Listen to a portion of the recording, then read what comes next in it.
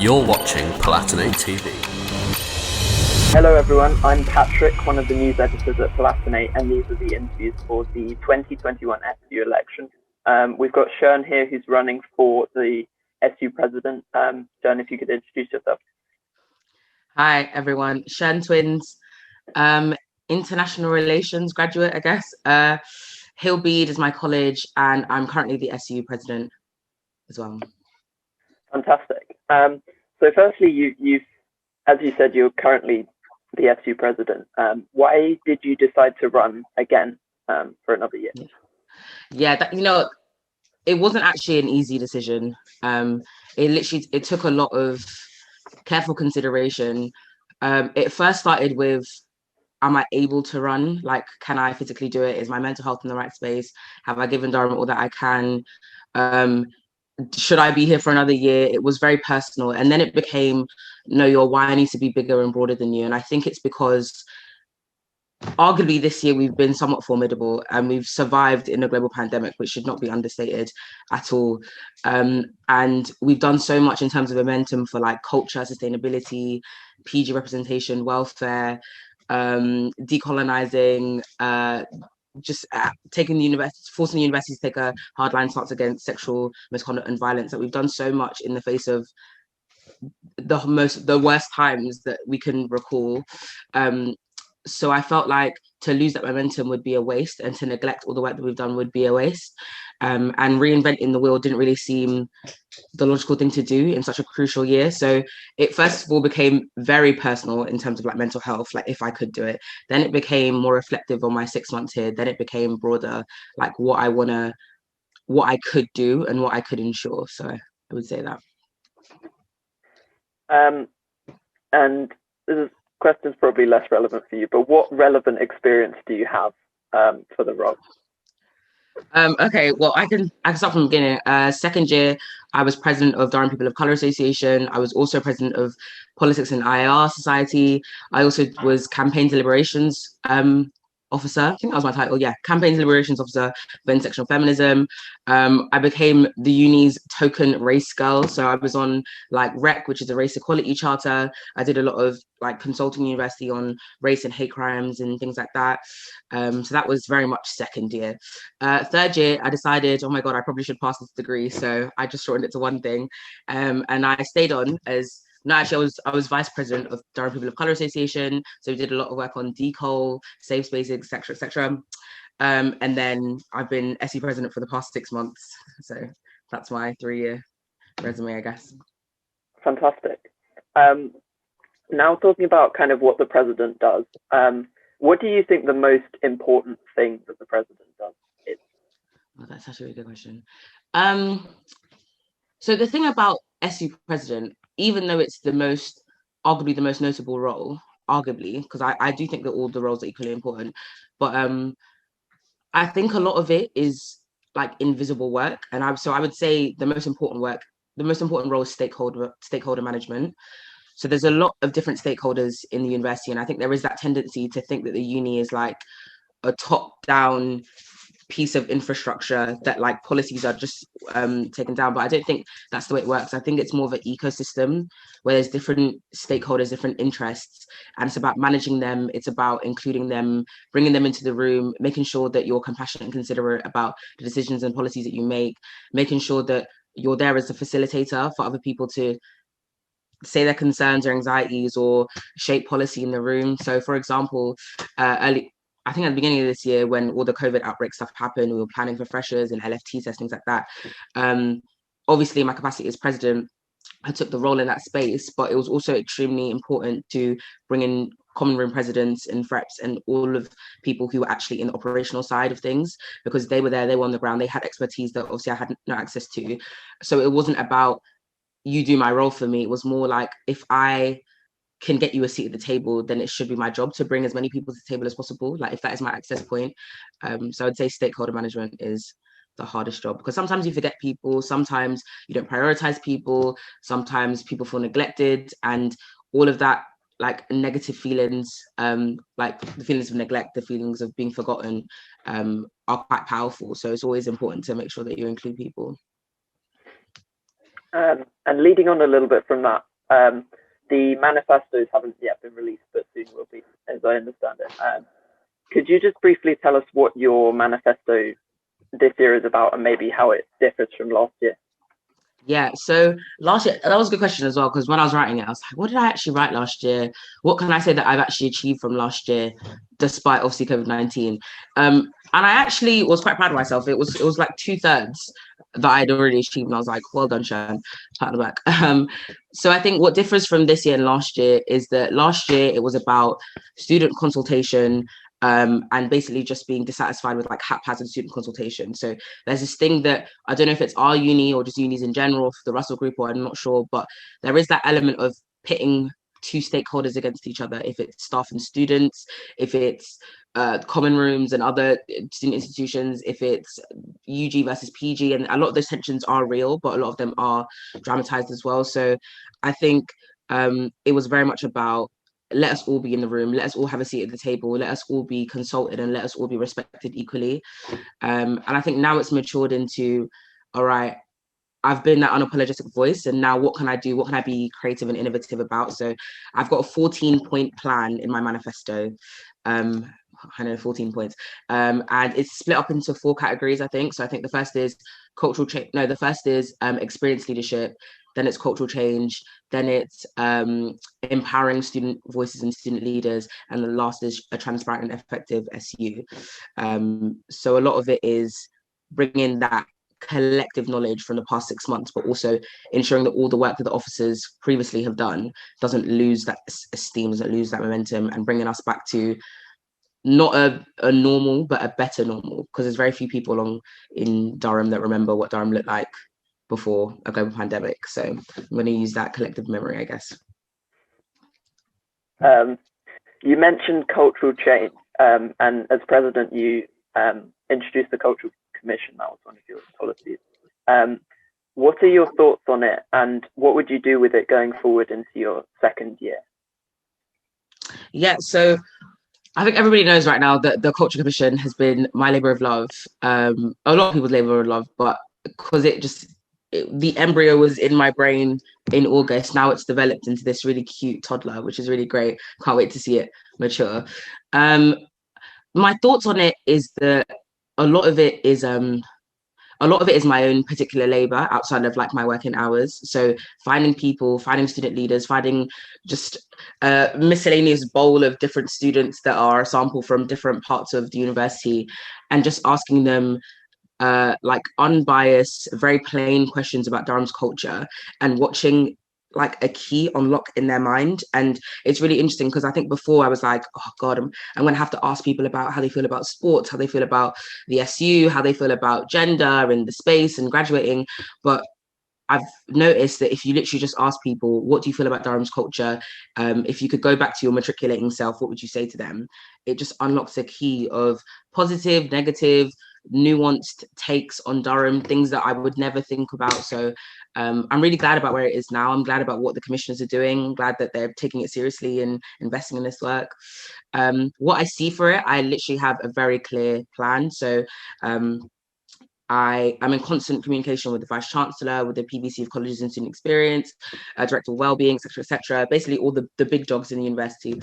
And I told them I was doing this idea, and I'm told them that when it's done, when it's matured, when it's finalized, when there are recommendations that are shaped by students, you need to resource and finance this work to show that you are committed to cultural change, to show that it's not virtue signaling or performative gesturing just because 2020 happened or Black Lives Matter happened. No, this is a systemic problem in Durham, so you need to show your commitment to it. So my plan is to set up a working group or an oversight group that sits under the Respect Commission working group that is chaired and led by students. So they are accountable for making sure that the recommendations are implemented in a systemic and compassionate way. But all of that work would be resourced and financed by the university as a part of their EDI strategy, as a part of their cultural change strategy. So work that's led and chaired by students, that outlives me, that is sustainable, that is material, but also financed by the university, because they should be accountable for making Durham more inclusive and more compassionate. What would you do differently next year to the way you've approached or things you've done this year? Yeah. What I did differently. Yeah. So basically, what I would do differently. I think it's an interesting question because I think if you ask me in a year if I wasn't president in a global pandemic, I probably would have been like, I wish I was more uh like visible. I wish I interacted with more people. I wish I made decisions quicker and I don't know with bolder decisions, I guess. But because it's a global pandemic, I think that there is a lot of credit to a lot of student leaders, including myself, but also just in general. I think that there is no precedent, there is no best practice, um, there's no like comparison to even other institutions. I think we did what we could with the information that we had at the time. And what I respect about Durham students is that a lot of them were considerate of that as well. They know that we were trying our best. I got a lot of weird messages this year about Sean. I just want to let you know that like we get it, we understand. It's nice that somebody has our back, especially for example with the safety net policy, things like that. People really understood that we were really fighting for that. So I would do everything that I would normally do over again. Like I would be bolder, be better, I would grow, I would learn. But I also think that what is difficult about being president is that you have to own every decision that you make. So you can't really make any, you can't really have any regrets. Not that I don't have any, but I can't really have them. So I'm proud of the team this year. I'm proud of students this year. I'm proud of student leaders this year. There's a loads of stuff that we could have done better, but also we wouldn't have known that. And we don't have the privilege of hindsight because we can't go back to 2020. We're in 2021, thank God. So the SU, I think it was the Opportunities Office that published this, but it's kind of relevant to the whole SU. The Democracy Review was published a couple of weeks ago, I think. What are your thoughts on the Democracy Review? I mean, it's a huge document, it's got lots of findings, but was there any kind of highlights and important things for you? Yeah, so the Democracy Review, and I think a lot of students would know this, is that it was this massive student consultation endeavor where there was like different stratas of students that were involved in different times that they were allowed to be as candid as they possibly could. So the report comes out of that like journey to get the student voice, which I appreciate. My thoughts on the Democracy Review, obviously led by Anna, Opportunities Officer, who's just been absolutely incredible. I think my thoughts on it are it's good for what it is, which is great, and for the time, and it reflects the zeitgeist and it reflects a moment in time for Durham, for the SU. But what it now needs to be is it needs to be this flexible cultural piece that students can invest in for a longer period of time. So the report has been published, but the report is not the be all and end all of the SU's democracy. So it's always good to have, the material stuff, the policy stuff, the informal cultural stuff, the representation stuff, the visible stuff, but they all need to exist in the same world. So now that we've got the material report, it's now time to progress on it, to expand the student consultation frameworks, to make sure that students are always engaging. I think it would be interesting to involve alumni in what that looks like as well. But I also am very much aware that there is that lost generation of Durham students who've not really experienced Durham yet. So maybe it'd be interesting to have their take on it and see what they want it to shape and grow like. I think now it's time to compare ourselves to other SUs, how they do it. Obviously, Durham is vastly different. Obviously, we're in a collegiate university, so there is not a lot of like sharing of best practice. However, it's always good to see what other people are doing. So I think it's a great start, and I don't think students should treat it as an end. I don't even think they should treat it as a core. I think they should treat it as the first component in a long endeavor to always strive to be better. I don't think there's an end. I just think it's just an endless journey to be better, which is a good thing, I guess. So I just wanted to pick up on a couple of stats from the Democracy Review. Just citing stats isn't always helpful, but I think it's fairly quite useful stats. So firstly, around a quarter of respondents think that there's room for debate and discourse at Durham SU. What do you think of that? Because that sounds quite concerningly low. Cool. Yeah. So personally, I'm not really sure what that means. So I can have my take on it, but my take might be wrong, and I'm fine with my take being wrong. So I think there's many different components to Durham SU. So I don't really know where that comes from. Not saying that it's not valid, but I don't know if that applies to student groups, if that applies to assembly, if that applies to the officers, if that applies to SU staff, if that applies to the associations, if that means there's too much space for safe spaces, which means that there's not enough space for debate, if that means that debate is curtailed or not really matured or not really developed. I'm not really sure what that means, right? So I can't really have a take on it outside of the like the actual report bit, right?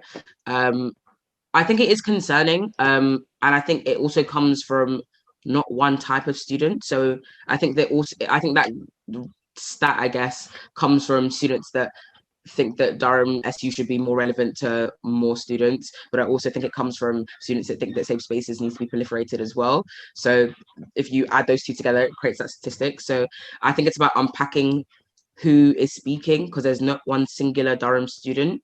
And there wasn't, I think it was like over 1,000 respondents to the democracy review. So that's what an 18th, 17th, every one in 17 students have created that statistic. So that is a plethora of different students.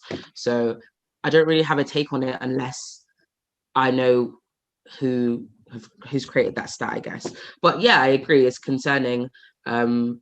I think SU should be like a core component of debate, discourse, but also dissent and disagreement as well. And I think we've lost the art of dissent, not just in the SU, but in our generation.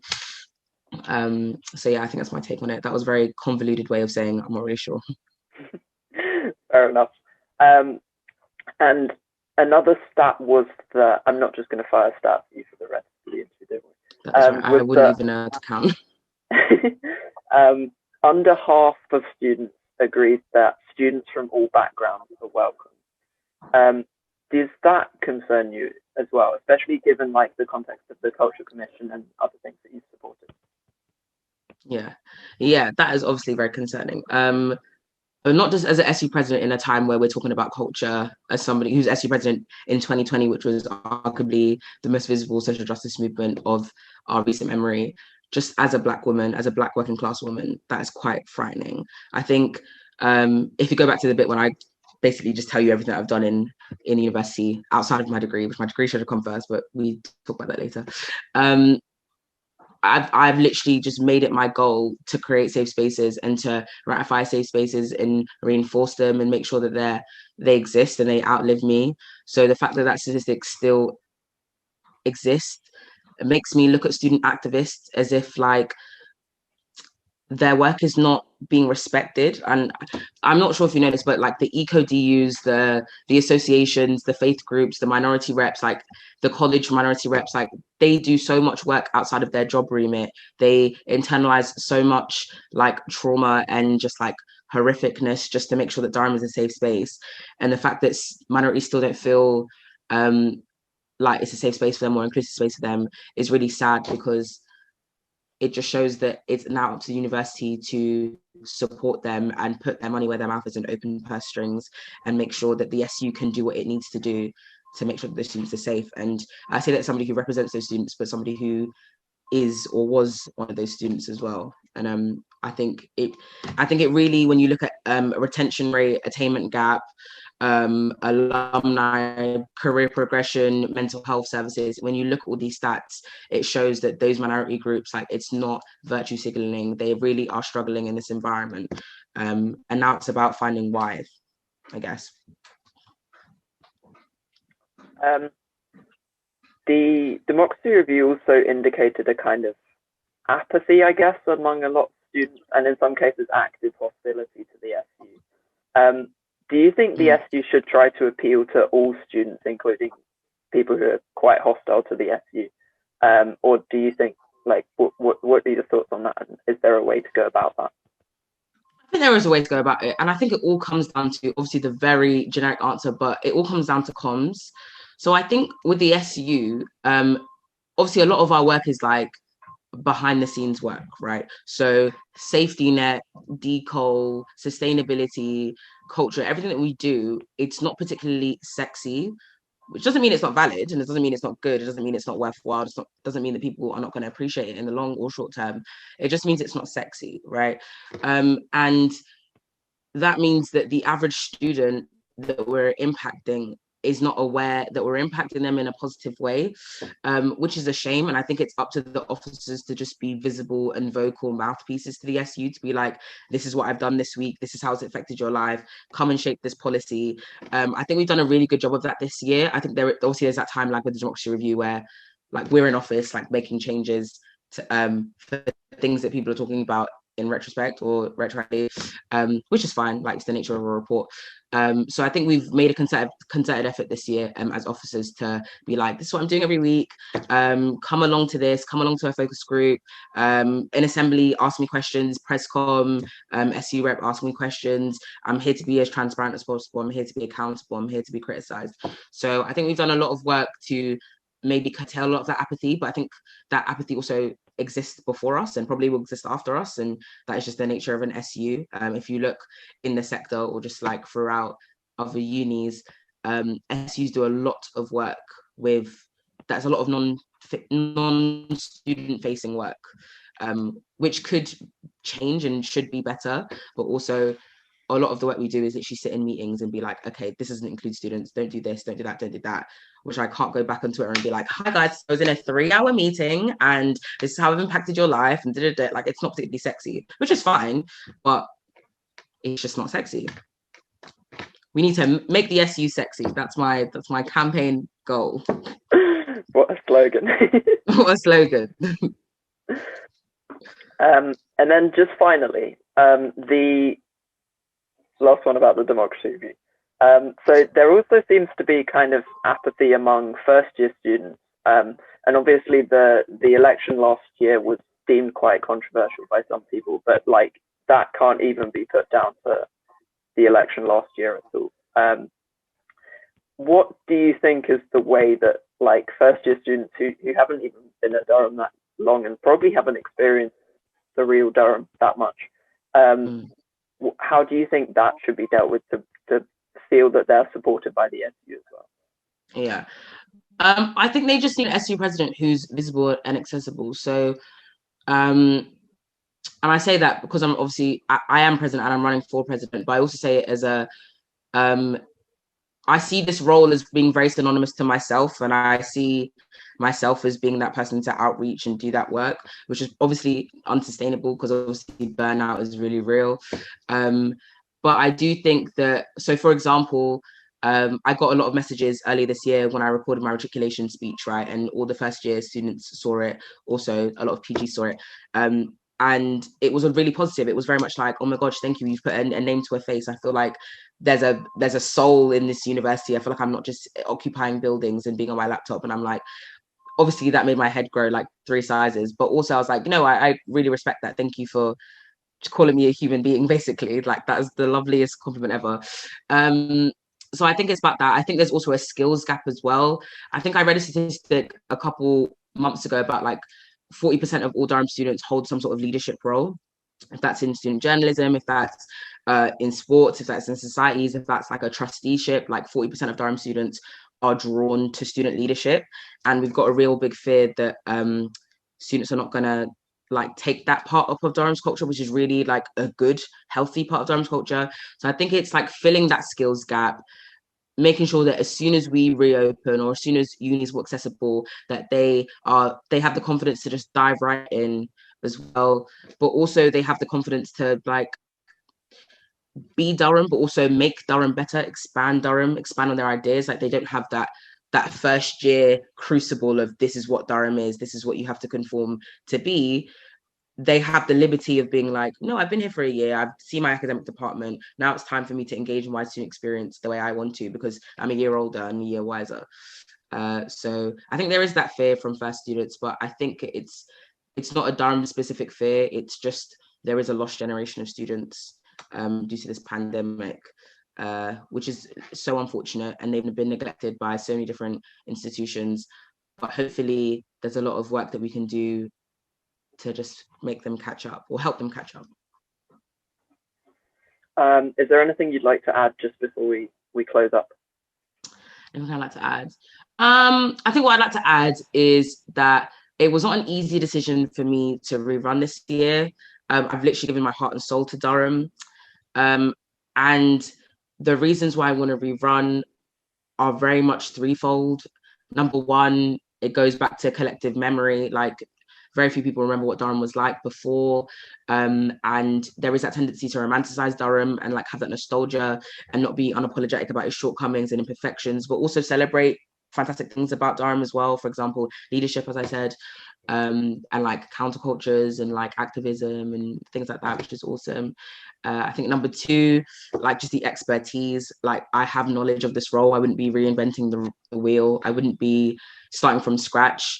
I know the infrastructure. We're getting a new vice chancellor. I wouldn't be dazzled by a new vice chancellor. I would set the agenda in the name of students because I know what they need. I know it's not like fantastical what we're asking for. It's literally just tangible things that ensure academic outcomes and mental health. And last but not least, I think it's about plan and vision. As I said, I have a 14-point manifesto that is full of like tangible things, but also creative and innovative things that I can ensure because I know how to do them and I know what needs to be done. I know it's about bringing people with you. And I know it's about formidable leadership. I know it's about adding more seats to the table. I know it's about handing the mic over sometimes. I know it's about speaking for people sometimes. And then all this momentum with like obviously democracy culture, deco, mental health, PGREP, all of that cannot be lost because then we'll be in the cyclical rhythm of Durham needs to be better, this is what we need to do to be better, Durham needs to be better, this is what we need to do better. But the issue is that the issues are the same and we need newer issues. Like, we can't be talking about things from the 18th century that we don't like about Durham or needs to change. Like, we need 2021 problems, which sounds really weird, like we need new problems, but we do, because we should have solved those old problems before. And that just takes time, and that's basically what I'm asking for, more time. Thank you very much, Seun. That's all right.